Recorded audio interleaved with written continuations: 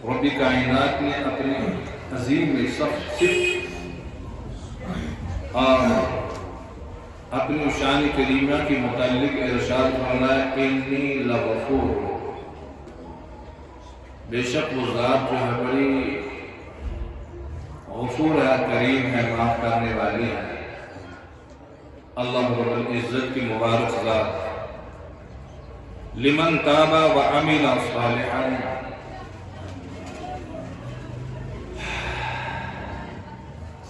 جو انسان توبہ کرے، نیک اعمال کرے، اللہ رب العزت نے اس کے لیے بخشش کا ذریعہ رکھا ہے۔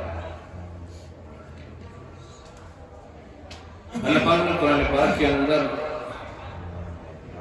اپنی مبارک صفت کے متعلق ایک جگہ اور ارشاد فرمایا، یا رسول اللہ صلی اللہ علیہ وسلم آپ لوگوں میں ارشاد فرما دیں جنہوں نے اپنی جانوں پہ ظلم کیا، اور اللہ رب العزت غفور الرحیم ہے، وہ معاف کرنے والے ہیں، وہ معاف کریں گے۔ تو آج شوال المحرم کا پہلا جمعہ رمضان کے بعد ہے۔ اس شوال کی اپنی بھی بہت ساری فضیلتیں ہیں، مبارک فضیلات ہیں۔ ایک فضیلت تو یہ تھی کہ اس کے اندر عید الفطر تھی جو گزر چکی ہے۔ ایک اور فضیلت وہ یہ ہے کہ اللہ کے نبی صلی اللہ علیہ وسلم کا مبارک ارشاد مسلم کی حدیث ہے، جس نے رمضان المبارک کے روزے رکھے اور اس کے بعد شوال کے 6 روزے اور رکھے، وہ ایسا ہی ہے جیسا کہ پورا سال روزے دار رہا۔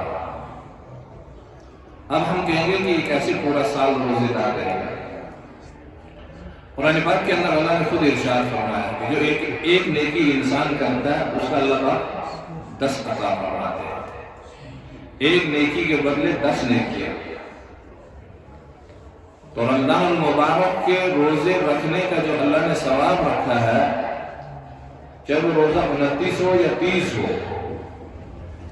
اور 30 روزے کے 10 کے حساب سے کریں اور پھر 6 روزے اور ملائیں اس کے ساتھ، چاند کے حساب سے، قمری حساب سے جو دن بھی بنتے ہیں وہ 360 ہی دن بنتے ہیں۔ تو اگر اس حساب سے ہم حساب کریں گے 30 روزے اور 6 روزے اور پھر ہو گیا 360 دن بنے، اور 360 دن جو ہے وہ پورے سال کے اندر ہے۔ اس لیے اللہ کے نبی صلی اللہ علیہ وسلم کا فرمان ہے کہ جس نے رمضان کے 5 شوال کے 6 روزے اور رکھے، وہ ایسا ہی ہے جیسا پورا سال روزے دار رہا ہے۔ اس لیے انسان کوشش کرے کہ شوال کے 6 روزے اور بھی رکھ لے۔ اللہ کی طرف سے کتنا قریبی ہے، کتنا انعام ہے۔ 1 مہینہ روزے رکھنے کے بعد پھر 6 روزے اور رکھنے کے بعد پورے سال کے روزوں کا ثواب عطا فرما دے گا۔ تو یہ تو اللہ کی بڑی کریمی ہے کہ قرآن پاک کے اندر اللہ نے ارشاد فرمایا انی لغفور، کہ بڑا بخشنے والا مہربان ہے، رب کائنات اللہ جل شان بڑا کریم ہے۔ تو اس شوال کے 6 روزے اور بھی رکھ لیں تاکہ انسان جو ہے پورا سال جو ہے وہ روزوں میں شمار کیا جائے۔ اللہ رب العزت اپنے بندوں کو بخشنا چاہتے ہیں اور کوئی نہ کوئی بہانہ ڈھونڈتے ہیں کہ میرا بندہ کس طریقے سے میرے قریب آ جائے اور میں اسے بخش دوں۔ بلکہ اللہ کے نبی صلی اللہ علیہ وسلم کا مبارک ارشاد ہے، ترمذی کے اندر حدیث ہے کہ رسول کائنات محمد عربی صلی اللہ علیہ وسلم نے فرمایا کہ جب اللہ نے کائنات بنائی، کائنات کو بنانے سے قبل اللہ رب العزت کی 2 جو عظیم، ایک تو رحمت، ایک تو اس کا غصہ، اس وقت اللہ رب العزت نے اپنی رحمت کو اپنے غصے پہ غالب کر دیا۔ اللہ کی رحمت اللہ کے غصے سے زیادہ وسیع ہے، اللہ کی رحمت بہت ہی وسیع ہے، اس لیے وہ تو اپنے بندوں کو معاف کرنا ہی چاہ رہا ہے۔ وہ بندہ کس طریقے سے اللہ کے قریب آ جائے، اب اگر ہم یہ سوچیں رمضان میں اللہ کو بھوکا رکھنے سے ہمیں کیا ملا؟ نہ کم ہو سکا نہ کچھ زیادہ ہو سکا، وہ اللہ ویسا ہی اللہ جیسا ہے اول سے آخر تک۔ مگر اللہ نے چاہا کہ میرے بندے جو ہیں اس رمضان کے ذریعے اپنے گناہوں کی معافی بخشش مغفرت کروا لے، اور پھر آخری عشرہ جو تھا وہ تو یہ تھا کہ اگر بندہ اپنے اعمال کے ذریعے اللہ معاف کرے، جہنم کا مستحق بھی ہو چکا، اللہ سے توبہ کر لے، اللہ سے معافی مانگ لے تو اللہ اسے بھی معاف کر دیتا ہے، اللہ اس کو بھی معاف کر دیتا ہے۔ اس طریقے کے بہت سارے واقعات جو ہے اللہ کے نبی صلی اللہ علیہ وسلم نے اپنے صحابہ میں فرمائے۔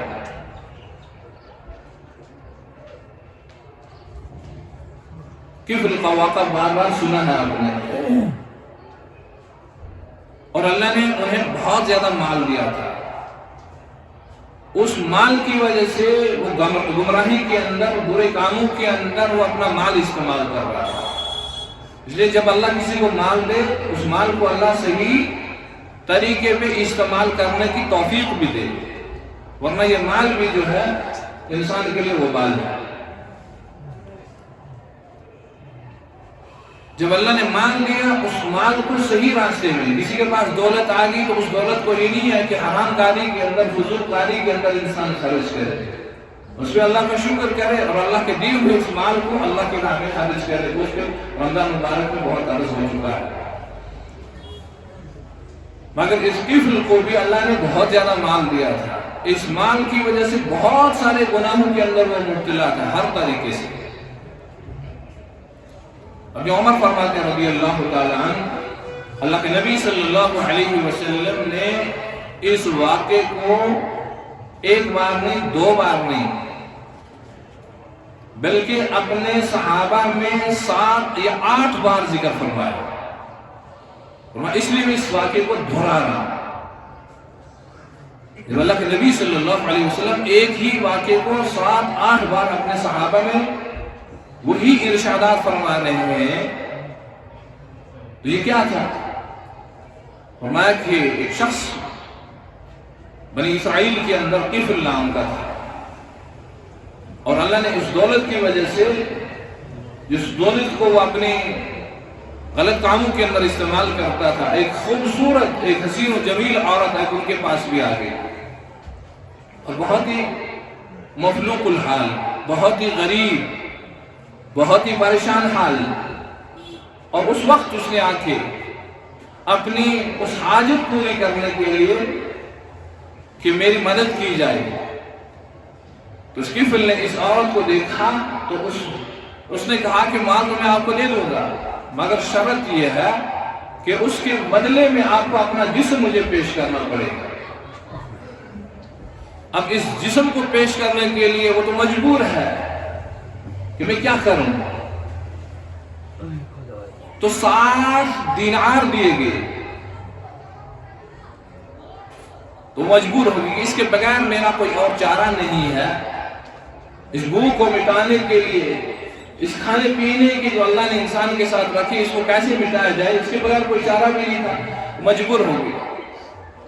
تو اس نے وہ رقم دے دی اس کو، رقم دینے کے بعد اب اس نے کہا کہ اب میرا جو آپ کے ساتھ شرط ہے وہ پوری کرنی ہے، تو یہ اس عورت کی قریب گیا، قریب جانے کے بعد یہ عورت ڈر گئی اور کانپ رہی ہے، بہت زیادہ ڈر رہی ہے اور رو رہی ہے۔ اب یہ قبل اس سے پوچھ رہا ہے کہ مجھے بتاؤ، میں نے تو آپ کے ساتھ کوئی زبردستی تو نہیں کر رہا ہوں، یہ تو آپ کی مرضی سے ہے، اس لیے آپ نے یہاں رقم حاصل کر رہی ہو، اس کے بدلے میں یہ کام ہو رہا ہے، آپ کیوں؟ میں نے کوئی زبردستی تو نہیں کی ہے۔ انہوں نے کہا زبردستی تو نہیں ہے، مگر یہ ایک بات ہے کہ میں اللہ سے ڈرتی ہوئی سرگردہ کام کرنے سے، اور پہلی بار ایسا زندگی کے اندر موقع آ رہا ہے، اس لیے کہ اللہ کے سامنے جانا ہے، اللہ کے سامنے کیا چارہ دکھاؤں گی، اس لیے ڈر رہی ہوں اللہ کے سامنے سے۔ تو کبھی جب اللہ ہدایت کرنے پہ آتا ہے کسی انسان کی، تو اس کے لیے کچھ نہ کچھ بہانہ بن جاتا ہے، وہ ہدایت کیسے اس کے لیے ذریعہ بن جائے۔ یہ طفل بھی، اس نے جب اس عورت کو دیکھا روتے ہوئے، ڈرتے ہوئے، اس نے کہا کہ میں بھی توبہ کرتا ہوں، میں بھی کوئی گناہ آئندہ نہیں کروں گا، میں توبہ کرتا ہوں، اور جو میں نے آپ کو یہ یقین دی ہے یہ آپ ہی کو رہی، لہٰذا میں اللہ کے سامنے توبہ کرتا ہوں۔ اب اللہ کا منشا، اللہ کی قدرت، اللہ کی طاقت، اسی رات جو ہے کفل کی موت ہو جاتی ہے، اسی رات کو اس کا انتقال ہو جاتا ہے۔ اور اس دور کے اندر، بنی اسرائیل دور کے اندر، جو کوئی انسان گناہ کرتا تھا، جو کوئی انسان گناہ کرتا تھا، اس کا گناہ بھی اس کے صبح دروازے پہ لکھا ہوا پاتا تھا کہ فلاں انسان نے رات کو گناہ کیا ہے، اور اس کے دروازے پہ پہلے ہی لکھ دیا گیا۔ اور جس کی اللہ مغفرت کرے تو اس کے دروازے پہ بھی رات کو ہی لکھا جاتا تھا کہ اس فلاں بندے کی مغفرت ہوگی۔ رسول رحمت صلی اللہ علیہ وسلم کے تفعیل اور صدقے میں اللہ نے اس امت پہ کتنی کریمی فرمائی ہے۔ نہ جانے کتنے گناہوں کے اندر مبتلا ہونے کے باوجود بھی اللہ نے اس پہ پردہ رکھا ہے۔ یہ کسی کے دروازے پہ نہیں لکھ دیا کہ فلانا انسان رات کو چوری کرتا پکڑا گیا ہے اور یہ ہے وہ اس کا نام، فلانا انسان شراب پیتا تھا اور یہ ہے وہ انسان، فلانا انسان زنا کرتا تھا اور یہ ہے اس کا نام، اور لوگوں کے سامنے ظاہر ہو جائے۔ رسول رحمت صلی اللہ علیہ وسلم مدینہ طیبہ کی مسجد کے اندر صحابہ فرماتے ہیں کہ نماز پڑھی اور بہت لمبا سجدہ کیا، اور سجدے کے اندر بہت زیادہ دعا فرمائی رسول رحمت صلی اللہ علیہ وسلم نے۔ ہم نے پوچھا یا رسول اللہ صلی اللہ علیہ وسلم، یہ کیسی نماز آپ نے پڑھی اور اتنی لمبا سجدہ اور اتنی لمبی دعا؟ اللہ کے نبی صلی اللہ علیہ وسلم نے فرمایا میں اللہ سے 3 دعائیں کی ہیں، اور اس میں سے 2 اللہ نے قبول کر لی اور 1 رد کر دی ہے۔ اللہ نے 2 دعائیں قبول کر، 3 دعائیں اور 2 قبول کر لی، 1 رد کر لی ہے، اور فرمایا کہ اللہ رب العزت سے میں نے دعا کی اللہ میری امت کو رسوا نہ کرنا، تو اللہ نے دعا قبول کر لی ہے۔ میری امت پہ کسی ظالم کو مسلط نہ کرنا، تو رسول رحمت صلی اللہ علیہ وسلم کی امت پہ جب تک نبی علیہ السلام اس دنیا کے اندر تشریف فرما تھے، اس امت پہ کوئی ظالم مسلط نہیں ہوا۔ اور پھر میں نے تیسری دعا کی کہ اللہ میری امت کو آپسی خانہ جنگی کے اندر، قتل و غارت کے اندر مبتلا نہ کرنا، تو یہ دعا اللہ نے قبول نہیں کی جو آپ ہم دیکھ رہے ہیں۔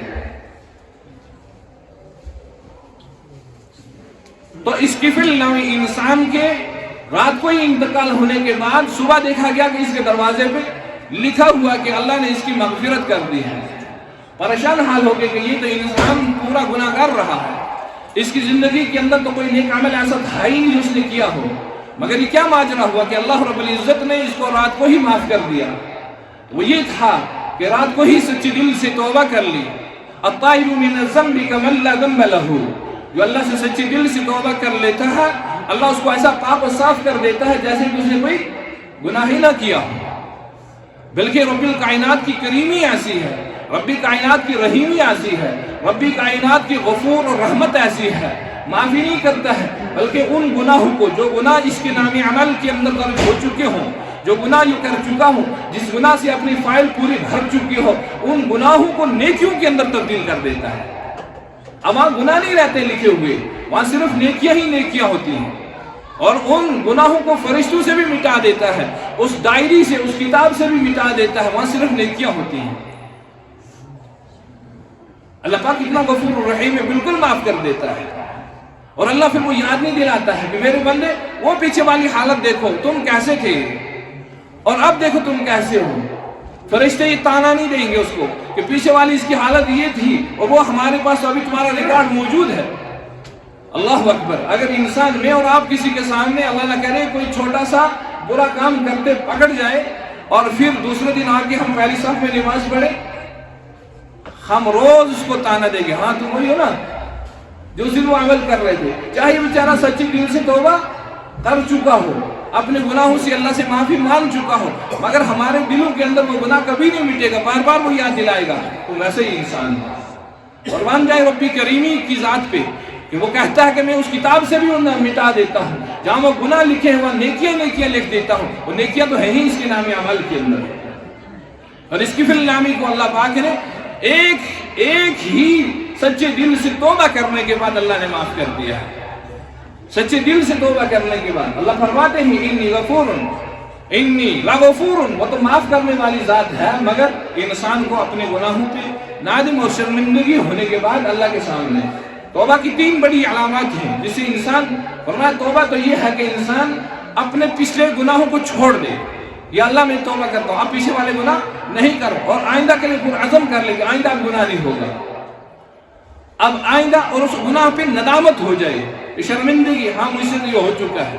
اللہ پاک ایک دم اس سارے گناہوں کو معاف فرما دے. بلکہ حدیث پاک کے اندر آیا کہ اللہ کے نبی صلی اللہ علیہ وسلم نے فرمایا کہ اگر کوئی گناہ کرنے والا نہ ہو اور پھر اللہ کی ایسی قوم کو پیدا کرے گا، ایسی قوم کو پیدا کرے گا جو گناہ بھی کریں گے پھر اللہ سے توبہ بھی کریں گے.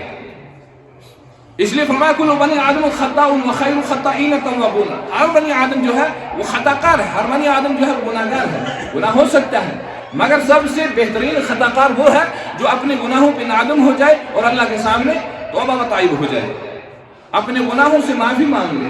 اس طریقے سے بہت سارے واقعات ہیں. وہ اس انسان کا بھی واقعہ آپ نے سنا ہے بار بار کہ جس انسان نے 99 قتل کیے.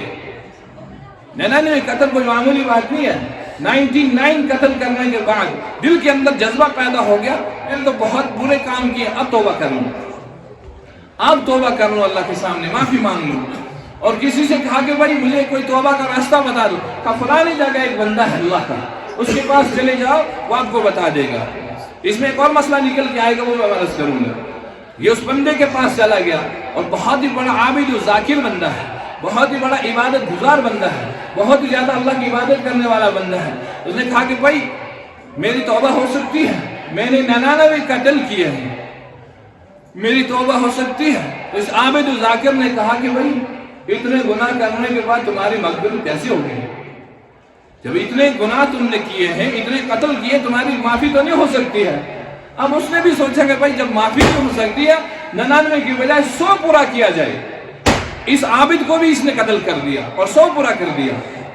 100 کی گنتی برابر کرنے کے بعد پھر دل کے اندر جذبہ پیدا ہو گیا کہ اب میں اپنے گناہوں سے توبہ کروں، اب میں اپنے گناہوں سے معافی مانگوں. پھر اس نے پوچھا کوئی ہے ایسا بندہ جس کے پاس میں جاؤں اور اسے میں پوچھوں میرے گناہوں کی مغفرت ہو سکے؟ کسی نے بتا دی کہ فلانی جگہ ایک بہت بڑے عالم اس کے پاس چلے جائیں.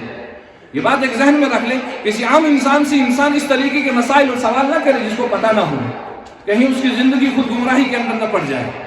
جب بھی کوئی ایسا مسئلہ آئے تو کسی عالم، کسی بڑے مفتی سے پوچھ لیا کریں زندگی کے اندر، میری زندگی کے اندر سدھار کیسا ہوگا.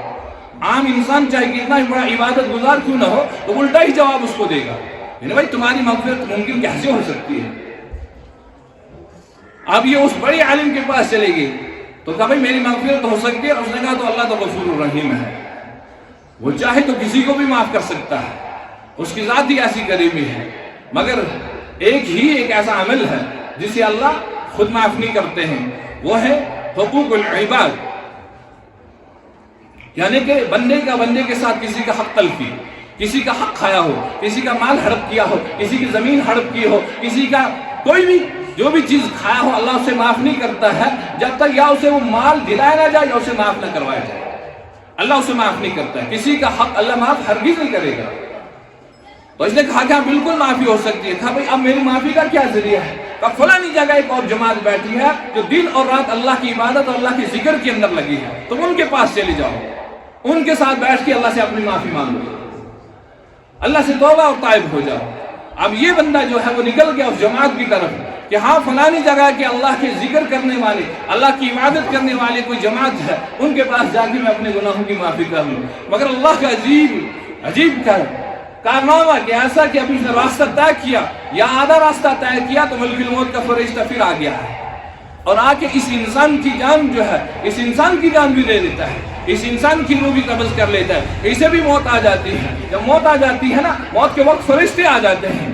ہر ایک فرشتہ آئے گا، نیکی والا بھی آئے گا، برائی والا بھی آئے گا کہ اس کی روح کو کہاں میں لے کے جاؤں، اس انسان کی روح کو میں کہاں لے کے جاؤں. جنت والے فرشتے آئیں گے کہ ہم لے کے جائیں اور جہنم والے فرشتے آئیں گے کہ ہم اس کی روح کو لے کے جہنم کی طرف جائیں. مگر جب ان دونوں جماعتوں کے اندر آگے اور دونوں جماعتیں آگے فیصلہ کر رہی ہیں اور یہ کہہ رہی ہیں، جہنم والے فرشتے کہہ رہے ہیں اس کی روح کو ہم لے کے جائیں گے، اس نے تو کبھی کوئی نیکی کی ہی نہیں ہے، اس نے تو بہت سارے قتل کیے ہیں. جنت والے کہہ رہے ہیں کہ نہیں، اس کو ہم لے کے جائیں گے اس لیے کہ اس کے دل کے اندر سچی توبہ پیدا ہو چکی تھی اور سچے ارادے سے ہی نکلا تھا، لہذا اس کی روح کو ہم لے کے جائیں گے. اب دونوں کے اندر فیصلہ ہو رہا ہے. آسمان سے ایک اور فرشتہ آ رہا ہے، انسانی شکل صورت کے اندر آ رہا ہے. بعض نے لکھا ہے کہ وہ تو جبرائیل علیہ نبی علیہ السلام تھے. اور آ کے اس نے فیصلہ کر دیا تو بھئی کیا فیصلہ کیا جائے ان دونوں کے اندر؟ جہنم والے کہہ رہے ہیں ہم لے جائیں گے، جنت والے کہہ رہے ہیں ہم لے کے جائیں گے۔ انہوں نے کہا کہ نہیں بھائی، اس کے لیے ایک ہی فیصلہ ہے، زمین کو ماپا جائے، زمین کو دیکھا جائے، زمین کی لمبائی دیکھی جائے، جہاں سے یہ چل کے آیا اور جہاں جس طرف جا رہا ہے، جہاں جانا ہے اس کو، اگر وہ زمین کم نکلی ہے، اب تھوڑا فیصلہ اس کے پاس باقی بچہ ہے تو اس کو ہی مغفرت ہو چکی ہے، جنت کے فرشتوں کے حوالے کر دیا جائے۔ اور اگر یہ جہاں سے چل کے آیا ہے وہ زمین جو ابھی تھوڑی ہے اور جہاں جانا ہے وہ بہت زیادہ ہے تو یہ جہنم کے فرشتے اس کو لے کے چلے جائیں گے۔ اللہ کا کرما، اللہ کو دکھانا تھا کہ جہاں یہ جا رہا ہے وہ زمین کم نکلتی ہے، اور کہا کہ اب یہ جنتی ہے اور اس کے روح جو ہے وہ جنت کے فرشتے لے کے چلے جائیں گے۔ اللہ کے کریم یہاں سے کہ جب معاف کرنے پہ آتا ہے تو کوئی نہ کوئی بہانہ ڈھونڈ لیتا ہے کہ میں اپنے بندوں کو کیسے معاف کروں۔ قرآن پاک کے اندر اللہ نے خود ارشاد فرمایا، اے رسول اکرم صلی اللہ علیہ وسلم، آپ ارشاد فرما دیں کہ جنہوں نے اپنی جانوں پہ ظلم کر کے اور انتہائی ظلم کر کے اب یہ سوچا کہ ہماری بخشش کیسے ہوگی، فرمایا وہ رب کائنات وہ ایسا ہے، اس کی رحمت جو ہے اس کے غصے پہ غالب ہے، وہ سب کو معاف کرنے والا ہے۔ اللہ پاک ہم سب کی بھی مغفرت فرمائے۔